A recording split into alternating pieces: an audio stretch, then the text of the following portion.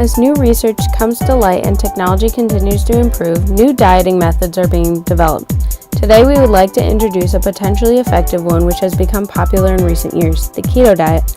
First, we'll give a quick summary of the diet before explaining the theoretical biological mechanism and analyzing past scientific trials to evaluate the plausibility and implications for the diet.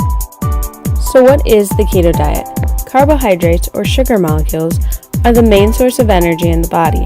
A true keto diet reduces food selection to 80% fat, less than 5% carbs, and 15 to 20% protein. By significantly limiting carbs in this manner, one can force the body to burn fat for energy, a process called ketosis. Now that we know what the keto diet is, where did it come from? The world was first introduced to the diet in the 1920s as a method to treat patients with epilepsy. In 2008, the Great Ormond Street Hospital conducted clinical trials and found that the diet reduced seizures in children by 40%. However, by the late 1930s, new drugs such as phenytoin gained prevalence, taking control of seizure treatment and leaving the keto diet as simply another weight loss method. Now that you know the origins of the diet, we'll explain the current scientific theory of how it works. With a normal carbohydrate diet, the body undergoes a process called glycolysis to produce ATP, the molecule our body uses for energy. In glycolysis, the sugar is broken down into molecules called pyruvate.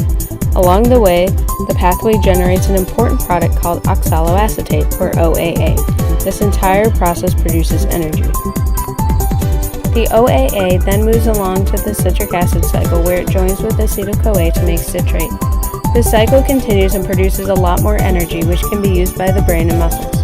With a reduced amount of carbs in the keto diet, the body cannot perform glycolysis and instead tries to make sugar through the reverse process, called gluconeogenesis. This process uses up all the pyruvate and OAA and cannot be sustained for very long. After the OAA is used up, there's no longer any more to join with acetyl-CoA in the citric acid cycle. This greatly reduces the efficiency of the cycle and reduces the energy made. Additionally, the excess acetyl-CoA that would normally bind to OAA starts to build up. Pairs of acetyl-CoA molecules begin to bind together, eventually creating two products known as ketone bodies, and the body uses these as the main source of energy.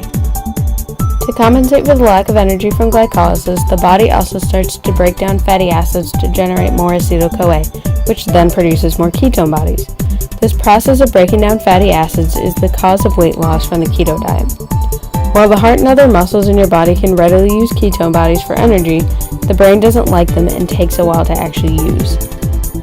With this mechanism in mind, the keto diet should promote weight loss. However, the American Heart Association currently recommends against high-protein diets. Why is that? Well, although the keto diet could be helpful in certain cases, as shown by Richard Veitch's 2004 study, it does not promote weight loss any better than any other diet with similar total calories, as shown in a recent 2017 study led by Michael Schwartz stating a calorie is just a calorie. Even more recently, a 2018 study by Christopher Gardner found no significant difference in 12-month weight loss between people on a healthy low-carb diet versus a healthy low-fat diet. While you've heard a lot about the keto diet in regards to dieting, did you know that it also has implications for the food industry? To increase meat production and profits, farmers have to be aware of ketosis to ensure that their animals do not begin to lose weight. This is particularly important for the dairy industry. According to the subclinical ketosis in dairy cow study by Anderson in 1988, there are detrimental effects to ketosis on milk yield and fertility, and there are key advantages to frequent testing of ketone bodies in milk. Now that you've heard what the keto diet is, understand the science behind the process, and recognize its real-world impacts, let's review. The keto diet sets extremely low limits for carbs, forcing the body to burn fat instead for energy. However, while this idea works in theory, success remains limited in the long term. In summary, the keto diet remains a viable option for potential dieters, although it currently appears to be falling short of its lofty potential as the next super effective diet.